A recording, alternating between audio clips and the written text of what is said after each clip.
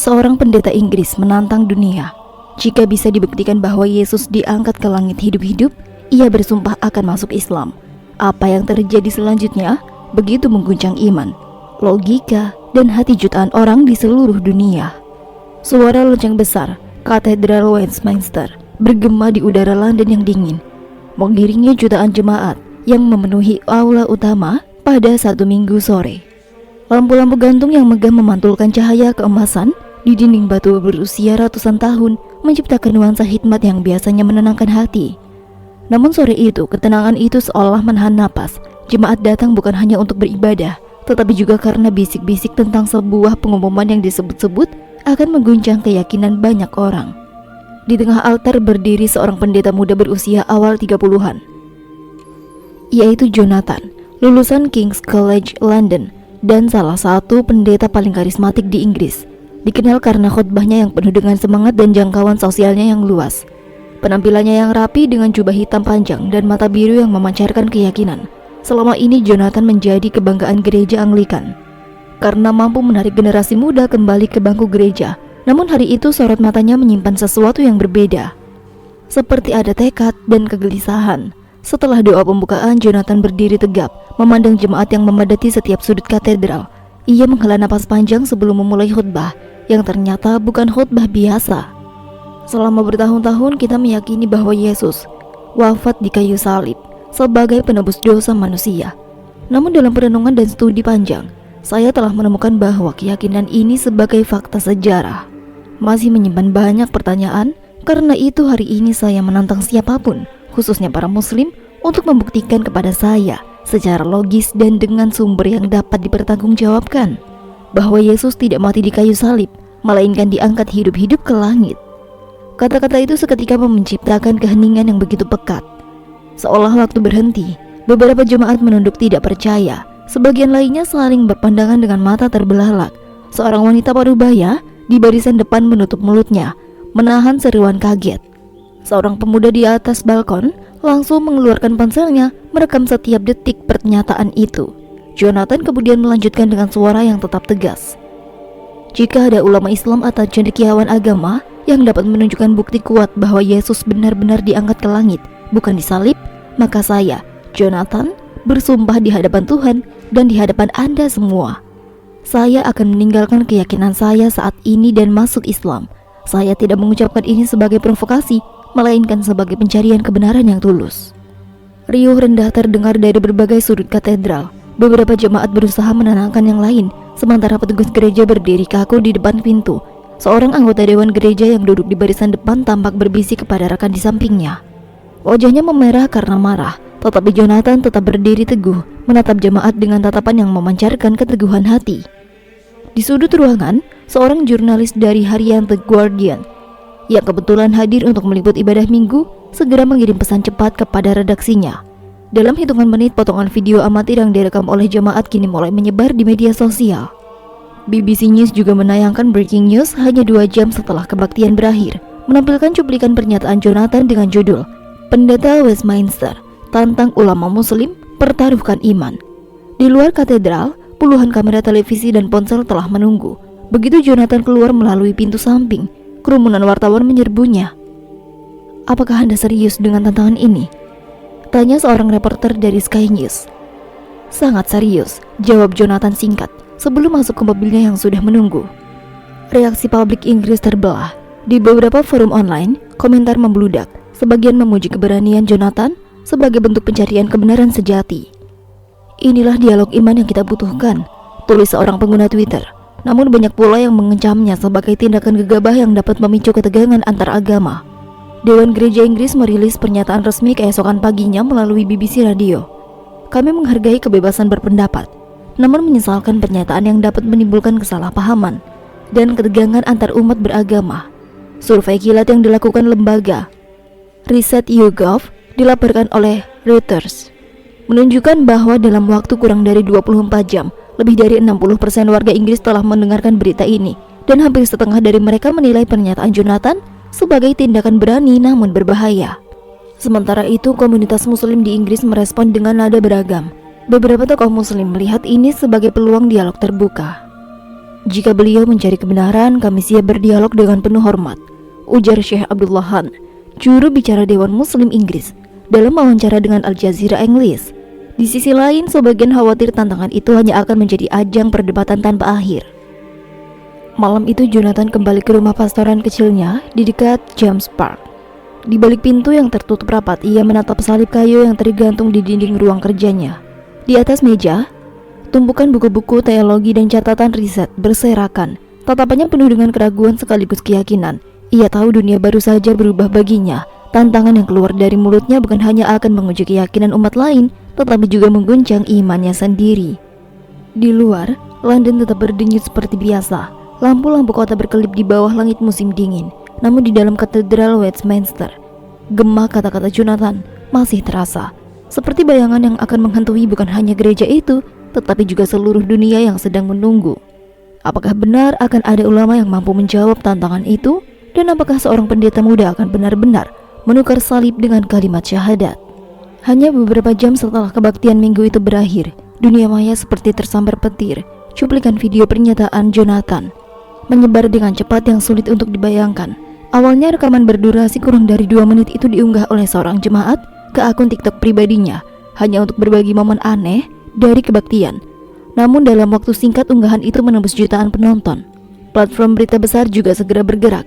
BBC menayangkan breaking news di kanal utamanya dengan judul yang tegas, "Pendeta Westminster tantang ulama muslim pertaruhkan iman." Di layar kaca, potongan wajah Jonathan saat menyebutkan kata masuk Islam diputar berulang-ulang, memancing rasa ingin tahu. Bagi sebagian masyarakat, The Guardian menurunkan artikel analisis panjang di laman daringnya, menyoroti fenomena keberanian seorang pemimpin gereja mempertanyakan keyakinan inti agama sendiri. Sementara itu, Al Jazeera memuat laporan khusus dengan sudut pandang global, menekankan peluang dialog antar agama yang mungkin tercipta dari peristiwa ini. Respon publik Inggris pun terbelah. Sebagian warganet memuji Jonathan sebagai sosok yang jujur mencari kebenaran. Seorang pengguna dengan nama akun Faith Seeker telah menulis, "Keberanian seperti ini jarang muncul. Ia mempertaruhkan posisinya demi kebenaran." Komentar itu mendapatkan ribuan tanda suka dalam hitungan jam. Di sisi lain, akun-akun pendukung konservatisme Kristen menuduh Jonathan sebagai pengkhianat iman. Pendeta ini jelas tersesat. Gereja harusnya segera mengambil tindakan, tulis salah satu akun yang mendapatkan balasan panas dari berbagai pihak. Media internasional juga ikut memperbesar gaung berita tersebut. CNN menampilkan diskusi panel bersama pakar agama lintas iman. Seorang profesor teologi dari Harvard Divinity School telah mengatakan, pernyataan Jonathan itu bisa menjadi titik balik dalam hubungan antar agama. Tetapi kita harus berhati-hati agar dialog tidak berubah menjadi kompetisi keyakinan yang merusak. Pernyataan itu disiarkan secara langsung dan diulang beberapa kali sepanjang hari. Lembaga survei ternama YouGov telah merilis hasil jajak pendapat kilat 2 hari setelah kejadian. Menurut laporan yang dikutip Reuters, lebih dari 60% warga Inggris telah mendengar tentang tantangan Jonathan. Meskipun hanya 25% yang menilai pernyataan itu positif, sebanyak 30% responden menilai tindakan Jonathan berani tapi berbahaya. Sementara sisanya memilih untuk tidak berpendapat. Angka ini menunjukkan betapa cepat dan luasnya berita tersebut menyebar, menembus batas-batas komunitas gereja dan menjangkau masyarakat umum. Di kalangan akademisi, diskusi juga berlangsung sengit. Beberapa profesor sejarah agama dari University of Cambridge dan University College London telah menilai langkah Jonathan sebagai fenomena sosial yang jarang terjadi. Dr. Elaine Crawford, pakar studi perjanjian baru, mengatakan kepada The Independent, "Ini bukan sekedar debat teologis. Ini tentang keberanian individu mempertaruhkan identitasnya di era digital, di mana setiap kata bisa dipelintir dan disebarkan secara masif." Komunitas Muslim di Inggris merespon dengan sikap hati-hati. Dewan Muslim Inggris melalui juru bicaranya, Syekh Abdullah Khan, memberikan pernyataan resmi kepada Al Jazeera. "Kami menyambut niat baik Jonathan jika memang mencari kebenaran. Namun kami menolak anggapan bahwa kebenaran agama dapat diputuskan melalui pertarungan publik. Dialog yang sehat memerlukan waktu, kesabaran, dan keilmuan yang mendalam." Pernyataan ini kemudian dikutip oleh BBC Radio dan beberapa surat kabar nasional. Di luar Inggris, reaksi pun bermunculan. Media Turki, Anadolu Agency, menulis artikel yang berjudul "Pendeta Inggris Tantang Dunia Islam", yang menyoroti kemungkinan munculnya gelombang dialog lintas negara. Di Timur Tengah, Al Arabiya menayangkan laporan singkat. Sementara di Indonesia, sejumlah portal berita menempatkan kabar ini di halaman utama. Bahkan di Amerika Serikat, New York Times telah membuat ulasan singkat yang menekankan pentingnya kebebasan berpendapat dalam masyarakat modern. Di tengah ledakan pemberitaan, Jonathan Mills sendiri telah memilih untuk tidak banyak berbicara. Dalam wawancara singkat yang dilakukan oleh BBC pada malam kedua setelah kejadian, ia hanya berkata, "Saya tidak mencari sensasi, saya hanya mencari kebenaran. Jika kebenaran itu membawa saya ke arah yang berbeda dari apa yang selama ini saya yakini, maka itu adalah risiko yang harus saya terima." Wajahnya terlihat tenang meskipun sorot matanya menyeratkan beban yang besar yang kini harus ia pikul. Di berbagai platform YouTube, muncul berbagai video analisis dari pembuat konten lintas latar belakang. Beberapa di antaranya mencoba menafsirkan Al-Quran, khususnya surah An-Nisa ayat 157 yang menyebut bahwa Yesus tidak disalib.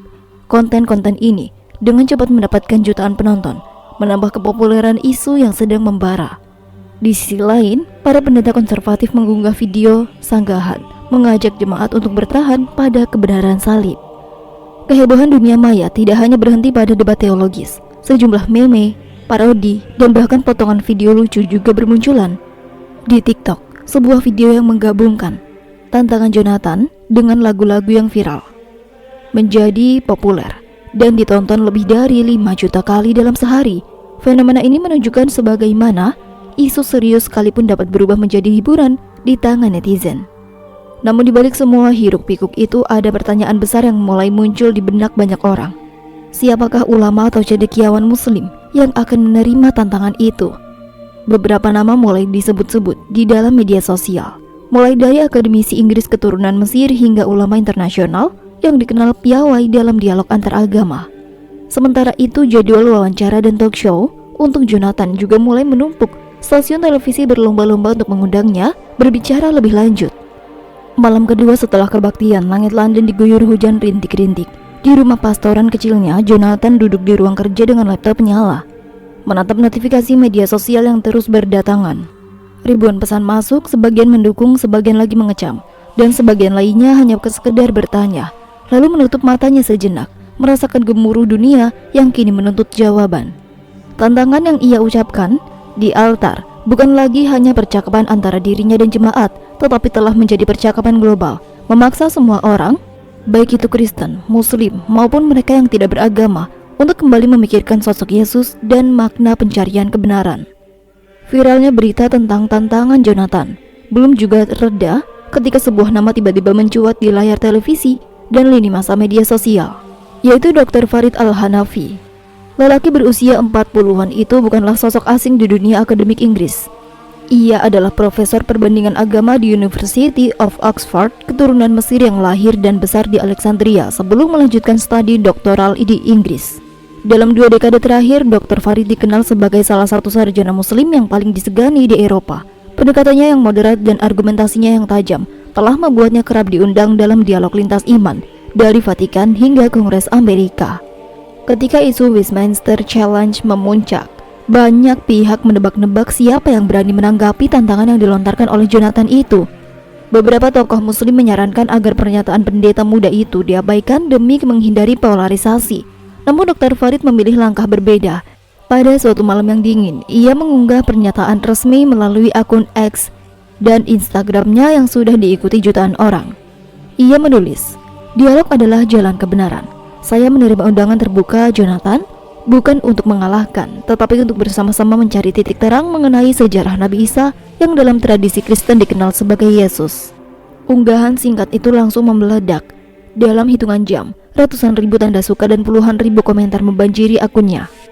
BBC World Service telah menyiarkan berita kilat tentang pernyataan tersebut, memuat cuplikan video Dr. Farid yang direkam di ruang kantornya di Oxford. Dalam tayangan itu, ia duduk di depan rak buku tinggi berisi literatur teologi, mengenakan jas abu-abu sederhana dan peci hitam khas Mesir. Suaranya lembut namun penuh dengan ketegasan. "Saya tidak datang untuk memenangkan perdebatan. Saya datang untuk berbagi bukti sejarah, teks suci, dan logika, agar kita semua dapat melihat persoalan ini dengan kepala dingin. Kebenaran tidak memerlukan paksaan, hanya keterbukaan hati." Reuters menurunkan laporan khusus dengan judul Oxford Muslim Scholar Accepts Westminster Challenge.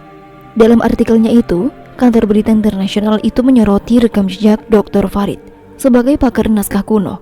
Disebutkan bahwa disertasinya tentang Injil Barnabas pernah meraih penghargaan dari International Society of Biblical Literature. Penghargaan itu ia dapatkan karena berhasil menelusuri jejak teks-teks awal yang jarang diakses publik dan menemukan variasi penyalinan yang membuka diskusi baru tentang proses penyebaran ajaran Yesus. Kabar penerimaan tantangan oleh Dr. Farid juga segera memicu reaksi luas. Dewan Muslim Inggris menyambut langkah ini dengan hati-hati. Dalam pernyataan resminya yang dikutip oleh BBC Radio, MCB menegaskan dukungan terhadap dialog ilmiah selama berlangsung dengan penuh rasa hormat. Kami percaya bahwa Dr. Farid memiliki integritas dan kapasitas akademik untuk membawa percakapan ini ke arah yang produktif, ujar juru bicara MCB yaitu Syekh Abdullah Khan. Di sisi lain, gereja Anglikan juga merespon dengan nada yang menenangkan. Uskup Agung Canterbury melalui wawancara The Guardian telah menyatakan, kami menghormati keputusan Jonathan dan Dr. Farid untuk berdialog. Semoga pertemuan mereka membawa pencerahan bukan perpecahan. Pernyataan ini dianggap penting untuk meredam kekhawatiran umat Kristen konservatif yang sejak awal menolak gagasan tantangan terbuka. Media internasional pun berlomba-lomba menggali latar belakang Dr. Farid.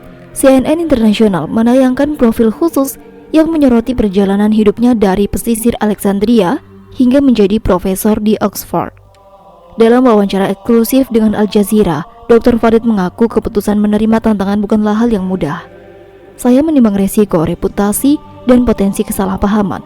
Namun saya percaya bahwa dialog seperti ini justru sangat dibutuhkan di era ketika prasangka semakin mudah menyebar, ujarnya dengan senyum tipis. Kehadiran Dr. Farid telah memberikan napas baru dalam perdebatan publik. Banyak kalangan muda muslim di Inggris merasa bangga dan bersemangat mengikuti perkembangan ini. Di beberapa masjid dan pusat komunitas, diskusi spontan digelar membahas kemungkinan argumen yang akan dibawakan oleh sang profesor. Buku-buku tentang sejarah Yesus dalam perspektif Islam seperti karya-karya Maurice Bucaille dan Reza Aslan tiba-tiba melonjak penjualannya di toko-toko buku London. Jonathan sendiri menanggapi pengumuman Dr. Farid dengan sikap yang terbuka. Dalam wawancara singkat bersama BBC itu, ia berkata, "Saya menghormati keberanian Dr. Farid. Inilah yang saya harapkan, sebuah percakapan jujur dari dua keyakinan besar. Saya tidak mencari pemenang, saya mencari kebenaran." Ucapan itu disambut sebagai komentar.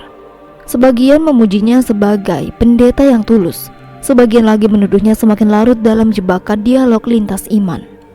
Meskipun banyak pihak mendukung, tidak sedikit pula yang skeptis. Sejumlah pengamat politik memperingatkan bahwa pertemuan ini dapat dimanfaatkan oleh kelompok ekstrim untuk memecah belah masyarakat.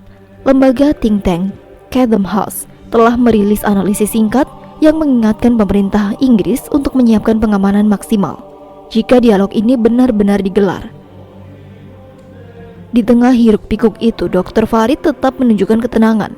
Dalam salah satu unggahan Instagram story-nya, ia menulis dalam bahasa Arab, "Al-haqqu min rabbikum, fala takunanna minal mumtarin." Kebenaran itu dari Tuhan, maka janganlah kamu termasuk orang-orang yang ragu. Kalimat sederhana itu dibagikan oleh ribuan pengikutnya, menjadi pengingat bahwa inti dialog bukan sekedar adu argumentasi, melainkan perjalanan spiritual yang menuju kebenaran. Malam itu di kampus Oxford yang diselimuti kabut muslim dingin, lampu-lampu di kantor pusat Fakultas Teologi masih menyala. Di dalam ruang kerjanya, Dr. Farid duduk di balik meja kayu tua, meneliti kembali catatan-catatan kuno dan potongan naskah perjanjian baru yang selama ini ia pelajari. Di sudut meja, sebuah Al-Quran terbuka pada surah An-Nisa ayat 157. Ayat yang menyatakan bahwa Yesus tidak disalib. Matanya menatap lembut ke arah teks Arab itu, seolah menemukan kekuatan baru. Di kejauhan, lonceng Oxford berdentang, menandai awal dari perjalanan dialog yang mungkin akan tercatat dalam sejarah hubungan dua agama besar dunia. London berdenyut dengan energi yang jarang terlihat sejak diumumkannya keputusan untuk menggelar dialog terbuka antara Jonathan dan Dr. Farid. Perhatian publik seolah berpindah ke satu titik, yaitu Royal Albert Hall, gedung legendaris yang selama ini menjadi tuan rumah pertunjukan musik, pidato kenegaraan, hingga acara kebudayaan kelas dunia. Kali ini panggung megah itu di jantung kota tersebut akan menjadi saksi pertemuan dua tokoh agama yang membawa pesan pencarian kebenaran lintas iman, dan seluruh dunia telah menantikan setiap detiknya. Dewan Gereja Inggris bersama Dewan Muslim Inggris bergerak cepat. Dalam waktu hanya beberapa hari, mereka membentuk tim gabungan untuk merancang setiap detail acara. Pertemuan maraton digelar di berbagai sudut London, dari ruang rapat sederhana hingga gedung parlemen. Agenda utama mereka bukan hanya memastikan kelancaran acara, tetapi juga menjaga agar dialog berlangsung dalam situasi saling menghormati. Royal Albert Hall telah dipilih bukan tanpa pertimbangan. Gedung dengan arsitektur Victoria itu memiliki kapasitas lebih dari 5.000 kursi dengan sistem akustik dan keamanan yang mumpuni. Lokasinya yang strategis juga memudahkan akses bagi ribuan penonton dan ratusan awak media. Menurut keterangan resmi dari manajemen gedung, tiket untuk menghadiri acara ini akan dibagikan secara terbatas melalui undangan, dengan prioritas untuk akademisi, pemuka agama, mahasiswa teologi, dan perwakilan organisasi lintas iman. Untuk menjaga netralitas, panitia memutuskan menghadirkan 3 moderator yang mewakili latar belakang berbeda, yaitu Profesor Richard Coleman, pakar sejarah agama dari University of Cambridge. Kemudian ada Dr. Aminal Siddiqui, ilmuwan muslim yang berpengalaman dalam dialog lintas iman, serta Father Patrick O'Reilly, imam Katolik yang dikenal moderat. Mereka bertugas memastikan setiap argumen disampaikan secara ilmiah, dengan waktu yang adil, dan tanpa serangan pribadi. Format debat disusun dengan ketat. Masing-masing pembicara akan mendapatkan waktu 20 menit untuk memaparkan awal, diikuti sesi tanya jawab pakar, dan ditutup dengan dialog bebas selama 30 menit. Kementerian Dalam Negeri Inggris pun turut tangan. Mengingat besarnya perhatian publik, pihak kepolisian Metropolitan London menyiapkan pengamanan tingkat tinggi. Juru bicara kementerian, yaitu Sarah Whitfield, menyatakan bahwa ratusan personel akan diterjunkan, termasuk beberapa unit anti-teror, pasukan medis, dan tim pemantau dunia maya. Perimeter gedung akan dipantau dengan kamera canggih, sementara semua pengunjung diwajibkan melewati pemeriksaan ketat layaknya standar keamanan bandara. Antusiasme publik kian memuncak. Di dunia maya, beberapa tagar juga menjadi viral, menduduki posisi teratas trending global. Ribuan orang dan berbagai negara menulis komentar. Sebagian telah memberikan dukungan, sebagian lainnya melontarkan skeptisisme. Di platform media sosial X, seorang pengguna dari Kanada menulis, "Inilah dialog yang dunia butuhkan, bukan untuk membuktikan siapa yang benar, tapi untuk belajar menghargai keyakinan yang berbeda." Sementara itu, seorang netizen dari Amerika Serikat menanggapi dengan nada kritis, "Debat agama hanya akan menambah perpecahan, mengapa harus dipertontonkan?" Media internasional juga berlomba-lomba untuk menyiapkan liputan khusus. BBC, Al Jazeera, CNN, hingga NHK Jepang telah mengonfirmasi kehadiran tim liputan lengkap. Bahkan beberapa media digital juga menyiapkan layanan siaran langsung dengan fitur terjemahan multibahasa, agar dialog dapat diakses jutaan pemirsa di berbagai belahan dunia. Di tengah persiapan yang kian matang, baik Jonathan maupun Dr. Farid telah memilih menjaga jarak dari sorotan publik. Jonathan hanya memberikan pernyataan singkat melalui akun resminya, menyebut bahwa ia telah mempersiapkan argumen dengan hati-hati. Sementara itu, Dr. Farid melalui konferensi video terbatas menegaskan bahwa dialog ini bukan untuk mencari pemenang, melainkan untuk membuka ruang pemahaman yang lebih dalam tentang sejarah Yesus dan pandangan kedua agama besar. Malam semakin larut di London, namun Royal Albert Hall terus diselimuti aktivitas. Petugas keamanan berpatroli, teknisi pemeriksaan sistem suara, dan panitia menata kursi sesuai protokol jarak aman. Di luar gedung, lampu kota memantulkan kilau di langit mendung khas musim gugur. Hanya dalam hitungan hari, ruangan megah itu akan menjadi pusat perhatian dunia, tempat di mana seorang pendeta berani mempertaruhkan keyakinannya, dan seorang ulama siap menegaskan kepercayaannya melalui ilmu dan dialog. Semua mata kini tertuju pada tanggal yang telah ditetapkan. London telah bersiap menyambut malam sejarah, ketika pertanyaan tentang kehidupan Yesus akan bergema di bawah kubah Royal Albert Hall, dan jutaan jiwa menunggu jawaban yang mungkin mengubah cara dunia memandang iman dan kebenaran. Kabar mengenai dialog terbuka antara Jonathan dan juga Dr. Farid semakin mengguncang dunia. Jika sebelumnya publik melihat peristiwa ini sebagai ajang pencarian kebenaran, kini aroma politik mulai menyelimuti. Di balik gegap gempita media dan euforia netizen, kekhawatiran para pemimpin agama dan politisi pun tidak terbendung. Pusat perhatian tertuju pada Vatikan, pusat spiritual umat Katolik dunia, yang akhirnya mengeluarkan pernyataan resmi setelah beberapa hari memilih diam. Radio Vatikan menyiarkan pesan singkat namun tegas dari Kardinal Pietro Mariani, juru bicara Takhta Suci. Dalam siaran yang diterjemahkan ke berbagai bahasa, Mariani menegaskan bahwa iman tidak dapat dijadikan bahan taruhan atau kompetisi. Keyakinan akan Kristus tidak pernah lahir dari argumen publik semata. Iman adalah perjumpaan personal dengan Tuhan, bukan konteks pembuktian logis. Ujarnya dengan suara yang tenang namun syarat makna. Pernyataan itu segera dikutip oleh media besar seperti BBC, Reuters, dan The Guardian, memicu perdebatan baru tentang batas antara kebebasan berdiskusi dan kesucian keyakinan. Vatikan juga menambahkan bahwa pihaknya tidak melarang dialog lintas iman selama dilakukan dengan semangat saling menghormati. Namun mereka menegaskan bahwa keberanian iman Kristen, termasuk keyakinan tentang kematian dan kebangkitan Yesus, bukanlah hal yang dapat dipertaruhkan dengan janji pindah agama. Di Inggris, pernyataan Vatikan itu disambut dengan beragam reaksi. Sejumlah anggota parlemen dari Partai Konservatif dan Partai Buruh menggelar diskusi darurat di House of Commons.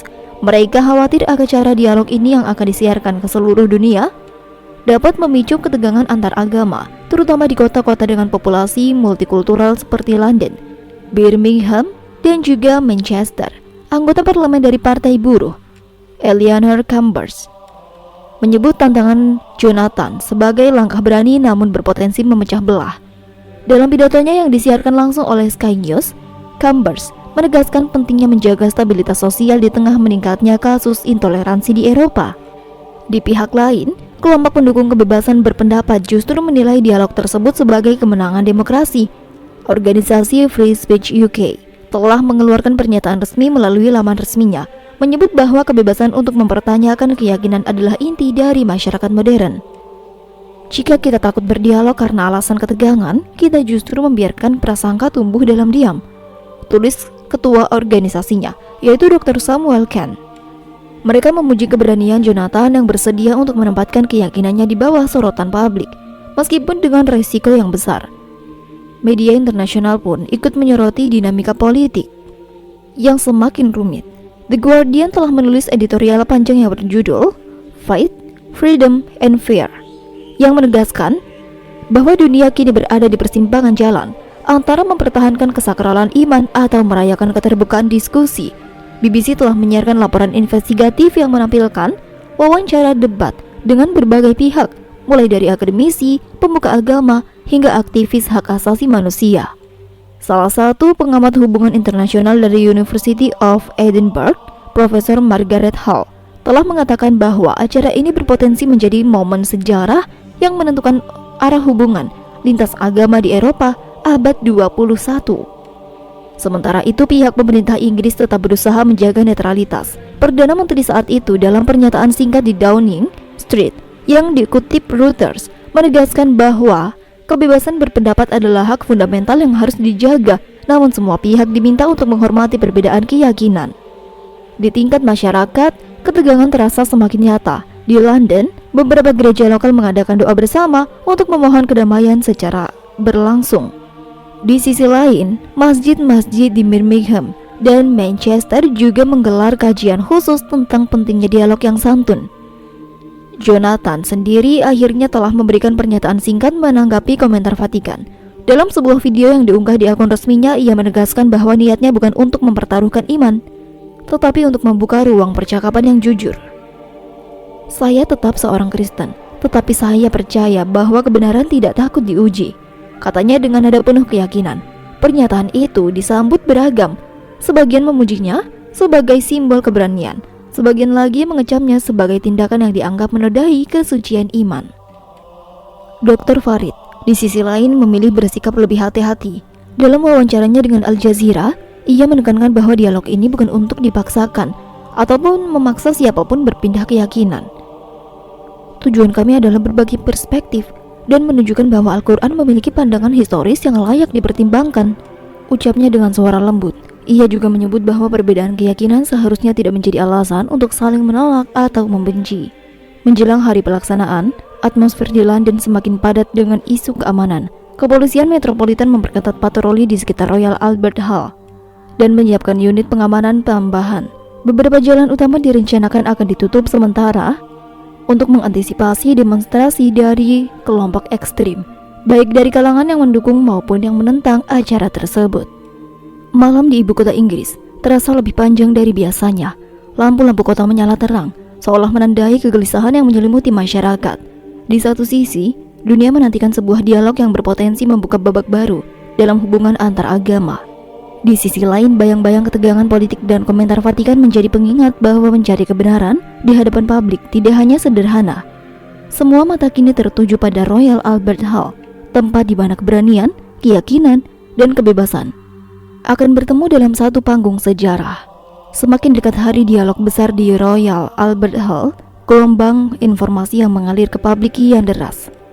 Jika sebelumnya fokus pemberitaan tertuju pada kesiapan panggung dan reaksi politik, kini sorotan beralih ke inti persoalan, sejarah itu sendiri.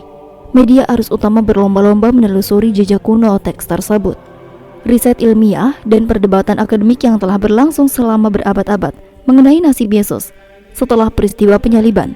BBC menayangkan laporan investigasi berdurasi 1 jam yang berjudul The Last Account of Jesus, yang langsung mencuri perhatian jutaan penonton di Inggris dan mancanegara.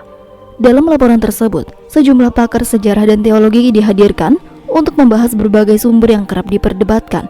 Di antara sumber paling kontroversi adalah Gospel of Barnabas, sebuah Injil apokrif yang tidak diakui oleh kanon Kristen arus utama, namun disebut oleh sebagian peneliti sebagai teks penting yang menyatakan Yesus tidak mati di kayu salib. The Guardian telah menulis artikel mendalam yang menelusuri riwayat Gospel of Barnabas. Naskah ini digambarkan ditemukan dalam bahasa Italia dan Spanyol pada abad ke-16. Namun beberapa fragmen yang lebih tua juga disebut-sebut tersimpan di sejumlah perpustakaan Eropa. Salah satu fragmen paling terkenal disimpan di British Library, London, dan dapat diakses oleh peneliti dengan izin yang khusus. Pihak British Library dalam pernyataan tertulis yang dikutip The Guardian telah menegaskan bahwa naskah tersebut memang ada dalam konteks mereka sebagai dokumen sejarah, tetapi mereka tidak mengambil sikap mengenai kebenaran teologis isi teks tersebut. Selain Gospel of Barnabas, diskusi publik juga mengangkat pandangan Bart Ehrman, seorang profesor studi perjanjian baru di University of North Carolina yang dikenal luas karena kritiknya terhadap keakuratan teks Alkitab. Dalam bukunya yang laris, Misquoting Jesus, Ehrman telah menulis banyak bagian perjanjian baru yang telah mengalami proses penyalinan dan revisi selama berabad-abad, sehingga membuka kemungkinan terjadinya perubahan dari teks asli. Dalam wawancara dengan BBC Radio 4, Ehrman telah mengatakan, "Saya tidak menyatakan Yesus pasti tidak disalib, tapi saya menekankan bahwa catatan sejarah tidak sesolid yang sering diasumsikan. Ada banyak celah dan kemungkinan yang patut diteliti." Channel Al Jazeera juga menambahkan perspektif lain dengan menghadirkan sejarawan Islam dan Kristen dalam program diskusi panel, yaitu Dr. Laila Hasan, seorang ahli sejarah Timur Tengah dari University Leiden, menyoroti kesamaan antara pandangan Al-Quran dan beberapa Injil apokrif. Al-Quran dengan jelas menyebut bahwa Yesus tidak dibunuh dan tidak disalib, melainkan diselamatkan oleh Tuhan. Menariknya, beberapa teks kuno di luar kanon resmi Kristen juga menyeratkan narasi yang serupa, meskipun tidak selalu identik jelasnya. Reuters melaporkan bahwa minat publik terhadap naskah-naskah kuno meningkatkan tajam setelah pengumuman dialog Jonathan Farid. Kemudian situs resmi British Library juga mencatat lonjakan kunjungan daring hingga 60% hanya dalam waktu seminggu. Bahkan pencarian kata kunci Barnabas Gospel di Google Trends juga menunjukkan grafik yang menanjak tajam di Eropa dan Timur Tengah. Data fiktif namun realistis yang dirilis lembaga survei YouGov juga mengungkapkan bahwa lebih dari setengah responden di Inggris kini tertarik mempelajari kembali sejarah awal kekristenan setelah kontroversi ini mencuat. Tak hanya teks kuno, penelitian arkeologi juga ikut diperbincangkan. National Geographic juga menyoroti temuan-temuan di wilayah Timur Tengah yang menunjukkan adanya komunitas Kristen awal dengan keyakinan berbeda dari arus utama. Beberapa kelompok disebut tidak menekankan kematian Yesus sebagai bahan utama keselamatan, melainkan lebih fokus pada ajaran moral dan spiritual. Meskipun tidak dapat dijadikan bukti langsung bahwa Yesus tidak disalib, temuan ini memperkaya konteks sejarah yang kerap dilupakan. Di sisi lain, teolog Kristen menegaskan bahwa keberadaan teks apokrif tidak menggoyahkan keyakinan utama gereja. Uskup Agung Canterbury dalam wawancara eksklusif dengan BBC menyatakan bahwa iman Kristen berdiri di atas kesaksian para rasul yang tertulis dalam Injil kanonik. Teks apokrif memang menarik secara historis, tetapi tidak memiliki otoritas teologis yang sama. Iman kami bukan sekedar pada teks, tetapi pada tradisi gereja yang hidup selama 2000 tahun, ujarnya dengan penuh keyakinan. Reaksi masyarakat pun beragam. Di London, toko buku teologi melaporkan peningkatan penjualan buku-buku sejarah agama, baik yang mendukung maupun menolak gagasan penyelamatan Yesus dari penyaliban. Klub diskusi di university besar seperti Oxford telah membuka sesi khusus untuk membahas Injil-Injil apokrif. Seorang mahasiswa sejarah di Oxford dalam wawancara dengan The Guardian telah mengatakan, "Saya tidak pernah menemukan jawaban pasti, tetapi menarik melihat bagaimana teks kuno dapat memicu percakapan besar di era digital ini." Dr. Farid Al-Hanafi yang menjadi pusat perhatian dalam dialog mendatang menanggapi perkembangan ini dengan tenang. Dalam wawancara terbatas yang disiarkan Al Jazeera, ia menekankan bahwa data sejarah tidak dimaksudkan untuk menyerang iman siapapun. "Saya hanya ingin menunjukkan bahwa ada tradisi dan bukti tekstual dalam sejalan dengan pandangan Islam. Kebenaran bukanlah milik eksklusif atau satu kelompok, tetapi undangan bagi semua untuk berpikir," katanya dengan suara lembut namun penuh dengan keyakinan. Sementara itu, Jonathan pada persiapan argumennya tetap fokus. Dalam unggahan singkat di akun media sosialnya ia menulis, "Saya membaca semua sumber termasuk Barnabas, bukan untuk mencari kelemahan lawan, tetapi untuk memahami lebih dalam. Keyakinan saya tetap pada Injil, tetapi saya percaya kebenaran dapat diuji oleh sejarah." Malam semakin larut di London ketika berita tentang naskah kuno, penelitian ilmiah, dan pendapat para pakar terus mengalir ke ruang pabrik. Dari British Library yang sunyi hingga ruang rapat panitia dialog, satu hal menjadi jelas, yaitu pertemuan di Royal Albert Hall bukan lagi sekedar debat dua tokoh agama, tetapi momentum besar yang memaksa dunia untuk menatap ulang sejarah. Sejarah yang mungkin tidak sederhana, yang selama ini diajarkan di mimbar-mimbar gereja maupun masjid. Malam di London turun perlahan, menebarkan embun dingin khas musim gugur. Di sebuah ruangan sederhana di lantai 3 Royal Albert Hall, jauh dari hiruk-pikuk persiapan debat akbar, dua tokoh yang menjadi pusat perhatian dunia akhirnya duduk berhadapan. Jonathan dan Dr. Farid bertemu secara pribadi, hanya ditemani secangkir teh hangat dan lampu meja yang temaram. Tidak ada kamera, tidak ada jurnalis, tidak ada sorak-sorai penonton, hanya mereka berdua, dua manusia dengan keyakinan besar, namun juga membawa beban keraguan di dada. Keheningan awal terasa hampir menyesakan. Suara jarum jam yang berdetak pelan menjadi satu-satunya musik pengiring percakapan yang belum dimulai. Jonathan mengenakan setelan jas abu-abu yang sedikit kusut, menatap meja kayu di hadapannya. Tangannya gemetar halus, seolah ingin memulai percakapan namun bertahan oleh sesuatu yang sulit untuk diungkapkan. Di seberangnya ada Dr. Farid, duduk tenang dengan sorban krim sederhana. Wajahnya memancarkan keteduhan, tetapi sorot matanya menunjukkan bahwa ia memahami ketegangan batin yang telah dirasakan oleh lawannya. "Terima kasih sudah bersedia bertemu tanpa media," ujar Jonathan akhirnya. Suaranya terdengar lebih lirih daripada saat ia berbicara di hadapan jemaat. "Saya rasa kita berdua butuh momen seperti ini. Sebelum semua orang menonton kita, saya hanya ingin berbicara sebagai manusia biasa, bukan sebagai pendeta atau ulama." Dr. Farid juga tersenyum tipis dan mengangguk. "Itu juga yang saya harapkan. Di balik panggung besar, kita tetap dua orang yang sedang mencari kebenaran, dan manusia selalu membawa kegelisahan." Jonathan menghela napas panjang, matanya sedikit berkaca-kaca. "Sejak saya mengumumkan tantangan itu, saya sulit tidur. Banyak orang menganggap saya nekat ataupun bahkan gila, tapi ada hal lain yang lebih mengganggu. Mimpi-mimpi yang terus datang." Ia menunduk, seolah ragu apakah seharusnya ia melanjutkan cerita itu. "Mimpi apa?" tanya Dr. Farid lembut. "Saya melihat sosok bercahaya, seperti manusia tapi tidak sepenuhnya. Wajahnya tidak pernah jelas, namun matanya penuh dengan kedamaian. Dalam mimpi itu saya berdiri di kaki bukit yang asing. Sosok itu memanggil nama saya hanya satu kata, 'Datang,'" ucap Jonathan dengan suara bergetar. "Setiap kali saya terbangun, saya merasa seperti baru saja mendengar kebenaran, tetapi tidak tahu apa yang dimaksud." Dr. Farid memejamkan mata sejenak, seakan merenungkan kata-kata itu. "Kadang Tuhan berbicara melalui cara yang tidak kita mengerti. Bisa jadi itu hanya mimpi biasa, bisa juga panggilan untuk mencari. Yang pasti hati yang gelisah adalah tanda bahwa jiwa sedang bergerak." Jonathan menatapnya lekat-lekat. seolah mencari jawaban lebih dari sekedar kalimat penghiburan. Apakah Anda pernah mengalami hal seperti itu? Sebuah tanda atau apapun yang membuat Anda yakin akan keyakinannya. Dr. Farid menarik napas dalam-dalam sebelum menjawab. Saya pernah mengalami malam-malam penuh dengan keraguan. Saya lahir di keluarga muslim, tapi keimanan sejati tidak diwarisi. Ia harus ditemukan. Waktu muda, saya belajar di Oxford dan sempat mempertanyakan segalanya. Al-Quran, sejarah Nabi, bahkan keberadaan Tuhan. Namun setiap kali saya membaca ayat yang menyebut bahwa Yesus tidak disalib, hati saya merasakan ketenangan yang sulit untuk dijelaskan. Bukan karena saya ingin berbeda, tapi karena kebenaran itu terus hidup, seolah memenangkan semua kebingungan. Keheningan kembali menyelimuti ruangan. Di luar jendela, cahaya lampu jalan menembus tirai tipis, menorehkan bayangan samar di dinding. Jonathan menatap bayangan itu lama, seolah menemukan cerminan dari pikirannya yang berlinang. Saya takut bahwa semua yang saya ajarkan mungkin tidak seperti yang saya kira. Takut kehilangan jemaat dan kehilangan identitas. Dr. Farid mencondongkan tubuhnya sedikit ke depan. Ketakutan adalah bagian dari perjalanan.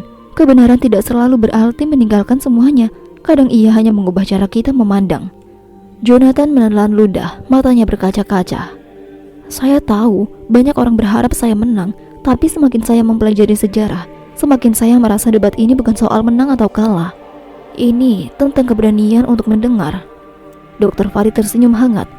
Itu sudah setengah dari kebenaran, Jonathan.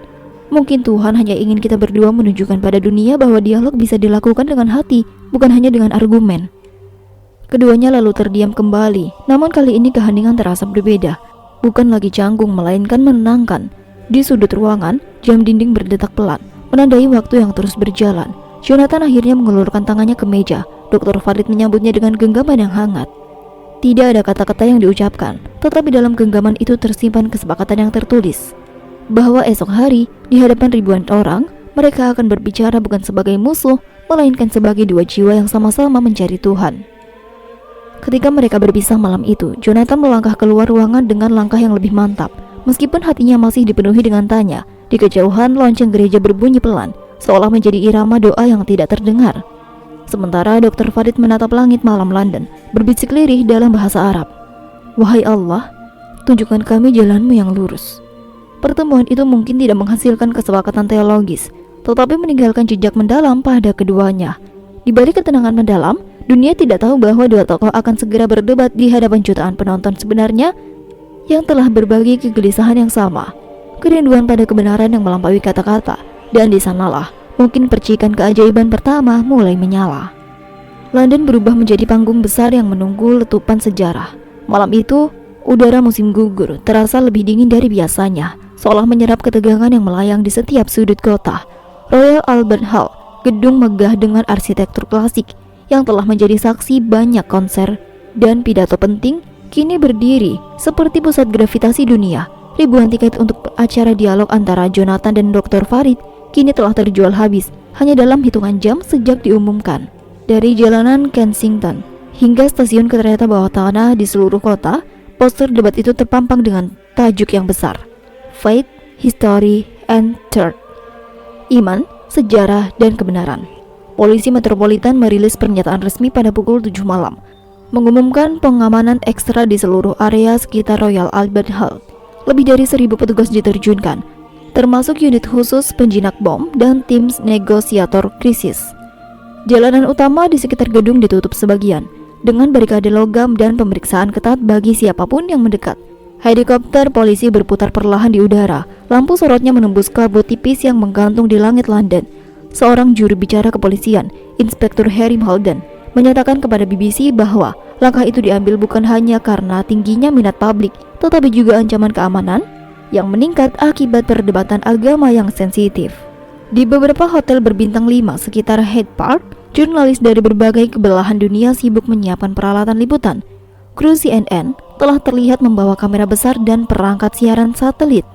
Sementara reporter Al Jazeera telah melakukan siaran langsung dengan latar belakang Royal Albert Hall yang telah diterangi lampu kuning keemasan. Reuters, The Guardian, dan Le Monde telah menempatkan wartawan investigasi untuk menggali lebih dalam tidak hanya soal debat itu sendiri, tetapi juga dampak politik yang mungkin muncul setelahnya. Bahkan media Asia seperti NHK dari Jepang dan Channel News Asia Singapura telah mengirimkan tim khusus, menandakan bahwa perhatian dunia kini benar-benar tertuju pada London. Di media sosial, percakapan memuncak seperti ombak raksasa. Beberapa tagar juga menempati posisi teratas trending di X dan Instagram. Video pendek tentang kerumunan di sekitar Royal Albert Hall telah dibagikan jutaan kali, menampilkan wajah-wajah yang penuh dengan antisipasi. Sebagian berharap untuk menemukan jawaban, sebagian lainnya hanya ingin menjadi saksi sejarah. YouGov telah merilis survei dadakan. 68% responden warga Inggris menyatakan akan menonton debat tersebut, baik melalui siaran televisi langsung maupun layanan streaming. Di balik gemerlap lampu kamera, suasana hati dua tokoh utama tetap menjadi misteri. Jonathan menghabiskan malam di sebuah rumah retret milik gereja di pinggiran kota, jauh dari hiruk-pikuk pusat London. Menurut sumber dekatnya, ia meminta agar tidak diganggu dan memilih untuk berdoa bersama beberapa pendeta senior. Seorang rekannya yang enggan disebutkan namanya mengatakan, Jonathan terlihat tenang, tetapi matanya menyimpan beban besar. Dia tahu jutaan orang akan menilai setiap kata yang keluar dari mulutnya. Sementara itu, Dr. Farid Al-Hanafi tinggal di sebuah hotel dekat South Kensington. Kamar tepatnya menginap, dijaga ketat oleh tim keamanan dari Dewan Muslim Inggris. Farid dikabarkan memanfaatkan waktu dengan membaca catatan pribadi dan kitab sucinya, serta berdiskusi singkat dengan tim risetnya. Salah satu asistennya yaitu membisikkan kepada jurnalis Al Jazeera. Dr. Farid selalu mengatakan ini bukan tentang menang atau kalah, tetapi tentang menyalahkan cahaya kebenaran di tengah kebingungan. Para pakar teologi dan sejarah yang akan menjadi penulis juga mulai berdatangan. Di antaranya adalah Profesor Helen Cartwright, seorang sejarawan Alkitab yang dikenal kritis, dan Dr. Imran Rahman, ilmuwan muslim yang meneliti naskah-naskah kuno Timur Tengah. Mereka dijadwalkan memberikan konteks akademis dan mengajukan pertanyaan kepada kedua pembicara, memastikan diskusi tetap berada dalam koridor ilmiah. Panitia menyiapkan aturan ketat. Setiap pertanyaan harus didukung sumber yang dapat diverifikasi dan tidak ada serangan pribadi yang diizinkan. Di luar gedung, antrian penonton mulai terbentuk sejak sore hari. Orang-orang datang dari berbagai latar belakang, mahasiswa, pendeta, imam, aktivis hak asasi, hingga turis yang kebetulan berada di London. Banyak yang membawa spanduk dengan pesan damai. Namun di sisi lain, beberapa kelompok radikal juga terlihat berusaha memprovokasi, membawa poster bernada konfrontatif. Polisi menempatkan petugas khusus untuk memantau agar situasi tidak berubah sejak debat dimulai, agar tidak menjadi sebuah kerusuhan. Ketegangan semakin terasa ketika jam menunjukkan pukul 11 malam. Lampu-lampu di gedung itu telah menyala penuh, memantulkan cahaya ke langit London yang berkelabu. Di sebuah kafe kecil tidak jauh dari gedung, dua mahasiswa, James, seorang Kristen, dan Aisyah, seorang muslimah, terlihat berdiskusi hangat. Aku hanya ingin mendengar argumen jujur, kata James sambil menyesap kopinya. Aisyah mengangguk pelan. Aku ingin dunia melihat bahwa dialog itu mungkin, bahkan di tengah perdebatan. Percakapan sederhana itu mencerminkan harapan banyak orang, bahwa besok bukan hanya tentang agama tetapi tentang kemanusiaan. Menjelang tengah malam, kota London seakan menahan napas. Di layar televisi dan ponsel para pejalan kaki, hingga siaran radio taksi-taksi hitam yang melaju di jalanan basah, semua orang berbicara tentang satu hal, yaitu debat esok hari. Apakah Jonathan akan berhasil mempertahankan keyakinan tradisional Kristen di hadapan argumen sejarah Dr. Farid, atau justru dunia akan mendengar perspektif baru yang akan mengguncang fondasi keyakinan lama? Di balik dinding Royal Albert Hall yang kini menjadi hening, panggung telah dipersiapkan, mikrofon diuji, kursi-kursi disusun rapi, dan kamera-kamera televisi diarahkan ke sudut strategis. Malam itu London tidak hanya menjadi kota, melainkan jantung peradaban yang beredar menuju fajar. Suasana di Royal Albert Hall malam itu terasa seperti medan sejarah yang baru dibuka. Lampu-lampu kristal megah di langit-langit memantulkan cahaya keemasan ke ribuan penonton yang telah menunggu. Setiap kursi terisi penuh, dari balkon tertinggi hingga deretan kursi VIP di depan panggung. Ketika jam digital di layar besar menunjukkan pukul 8 malam, moderator acara Profesor Helen melangkah ke podium. Suaranya yang tegas namun penuh dengan wibawa langsung menenangkan gemuruh tepuk tangan penonton. Malam ini kita berkumpul bukan untuk mencari pemenang, melainkan untuk menyalakan cahaya dialog. Kita akan mendengarkan dua pemikir besar, yaitu Jonathan dan Dr. Farid, sebagai pandangan tentang sejarah dan iman. Setelah sambutan singkat dan pengumuman aturan debat, Panggung pun diserahkan kepada Dr. Farid sebagai pembicara pertama. Sorak tepuk tangan terdengar riuh, namun segera mereda ketika pria berusia 45 tahun itu berdiri. Dr. Farid melangkah ke podium dengan tenang, matanya menatap ke arah hadirin yang membentang bagai samudera manusia. Dr. Farid memulai dengan memaparkan dasar keimanan Islam tentang Isa Al-Masih atau Yesus yang menurut Al-Quran tidak disalib tetapi diangkat ke langit. Ia membuka mushaf Al-Quran terjemahan Inggris yang telah disiapkan di podium, lalu membacakan surah An-Nisa ayat 157 dengan suara lantang namun penuh dengan hormat. Padahal mereka tidak membunuhnya dan tidak pula menyalibnya, tetapi yang diserupakan bagi mereka.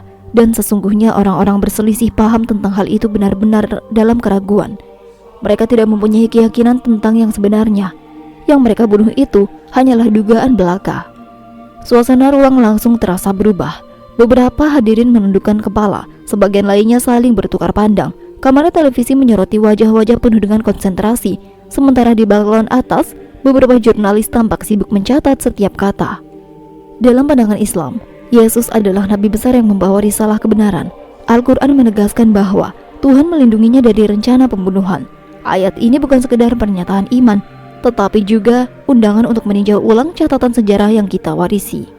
Ia kemudian memaparkan beberapa temuan teks kuno yang menjadi bahan diskusi para sejarawan. Salah satunya adalah Injil Barnabas, naskah konservatif yang ditemukan dalam berbagai versi sejak abad pertengahan, yang menyebutkan bahwa Yesus tidak mati di kayu salib, melainkan diselamatkan. Dr. Farid kemudian juga mengutip penelitian dari Bart Ehrman, Profesor Studi Perjanjian Baru di University of North Carolina, yang dalam berbagai karyanya mengungkapkan banyak ketidaksesuaian dalam naskah Injil yang beredar saat ini. Beberapa menit berikutnya diisi dengan pemaparan bukti-bukti arkeologis dan literatur lain, termasuk catatan dari British Library yang memuat koleksi naskah kuno Timur Tengah. Dr. Farid kemudian menampilkan foto-foto manuskrip melalui layar besar di belakangnya, memaparkan analisis ilmuwan yang menyebutnya adanya kemungkinan perbedaan kronologi peristiwa penyaliban. Di sela pidatonya itu, kamera menyorot Jonathan yang duduk di kursi lawan debat. Pendeta asal Manchester itu terlihat mendengarkan dengan saksama. Jemarinya sesekali mengetuk lengan kursi, matanya sesekali menatap mushaf Al-Quran yang terbuka di podium. Ketika Dr. Farid menutup presentasinya, aula seketika dipenuhi dengan tepuk tangan panjang. Sebagian penonton berdiri memberikan penghormatan, sementara sebagian lainnya memilih menatap duduk dengan wajah yang penuh dengan pertanyaan. Kini giliran Jonathan tiba. Di hadapan ribuan orang yang hadir di situ dan jutaan penonton di seluruh dunia, Jonathan berdiri dengan keyakinan yang selama ini menjadi napas hidupnya. Ia mengangkat sebuah Alkitab terjemahan Inggris. Kulitnya yang sedikit usang menunjukkan tanda-tanda pemakaian panjang. Jonathan kemudian membaca ayat dari Injil Matius pasal 27 ayat 50. Yesus berseru pula dengan suara nyaring, lalu menyerahkan nyawanya. Suaranya tegas seolah setiap kata adalah paku yang menegaskan realitas penyaliban. Ia melanjutkan dengan Injil Yohanes pasal 19 ayat 30.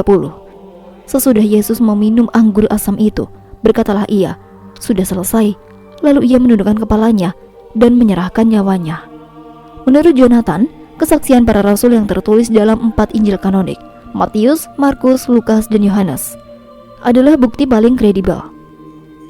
Penonton mendengarkan dengan saksama, sebagian mengangguk, sebagian lain menatap layar ponsel untuk mencatat referensi yang disebutkan. Jonathan lalu menekankan pentingnya makna teologis kematian Yesus. Dalam iman Kristen, salib bukan sekadar catatan sejarah. Salib adalah puncak kasih Tuhan. Tanpa kematian dan kebangkitan, pesan pengampunan dosa tidak akan memiliki kekuatan yang menyelamatkan. Ini bukan hanya tentang apakah seseorang mati atau tidak, tetapi tentang makna kematian itu bagi keselamatan umat manusia. Namun Dr. Farid tidak tinggal diam. Seusai aturan debat, ia diberikan waktu singkat untuk menanggapi. Dengan nada tenang, tapi penuh dengan ketegasan, ulama Oxford itu kembali menyoroti bukti historis tentang perubahan teks dalam Perjanjian Baru. Ia mengutip penelitian Profesor Bart Ehrman, pakar studi Perjanjian Baru, yang dalam bukunya mengungkapkan ratusan ribuan variasi teks akibat proses penyalinan manual selama berabad-abad. Profesor Ehrman bukanlah Muslim dan dia tidak menulis untuk membela Islam.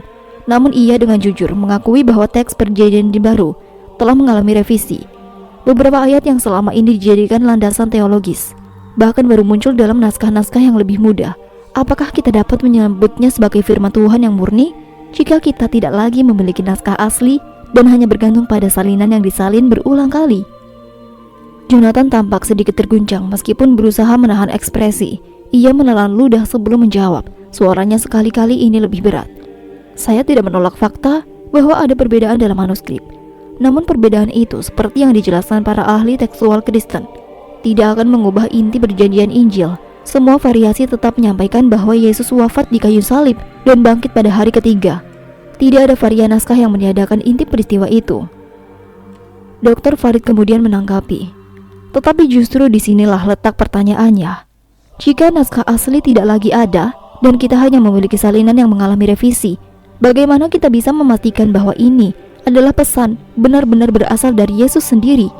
Bukankah kemungkinan berkesalahan manusia tetaplah terbuka? Kata-kata itu menggantung di udara, menciptakan keheningan yang terasa menekan. Kamera televisi menyorot wajah Jonathan yang menatap podium. Matanya terlihat pemikiran jawaban. Sejenak ia menunduk, mungkin untuk berdoa atau sekedar menenangkan hati. Penonton di gedung itu nyaris tidak berani bernapas. Jonathan kemudian mengangkat kepala, kali ini dengan sorot mata yang lebih lembut. Saya mengakui bahwa sejarah manuskrip memang kompleks, tetapi iman bukan hanya soal teks. Iman adalah perjumpaan dengan Tuhan yang hidup. Saya sendiri mengalami Yesus dalam doa, dalam kasih, dan dalam mukjizat yang terus hingga tumbuh hingga hari ini. Tidak ada perubahan kata dalam naskah yang dapat meniadakan pengalaman itu. Tepuk tangan membahana, sebagian lagi karena kekaguman, sebagian karena kelegaan bisa ketenangan panjang. Namun sorak itu tidak bisa menutupi kenyataan bahwa perdebatan telah membuka ruang pernyataan besar. Apakah kebenaran sejarah dapat diukur hanya dengan teks yang telah berubah? Dan apakah iman yang lahir dari pengalaman pribadi bisa dijadikan bukti universal?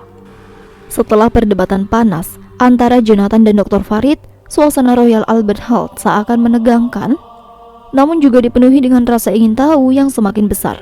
Penonton yang sejak awal disuguhi argumen teologis kini menanti bukti yang lebih nyata, bukti yang bisa disentuh oleh logika dan ilmu pengetahuan. Sorak tepuk tangan terdengar kembali dari berbagai penjuru aula ketika seorang pria berperawakan dengan sedang, rambut memutih melangkah ke atas panggung.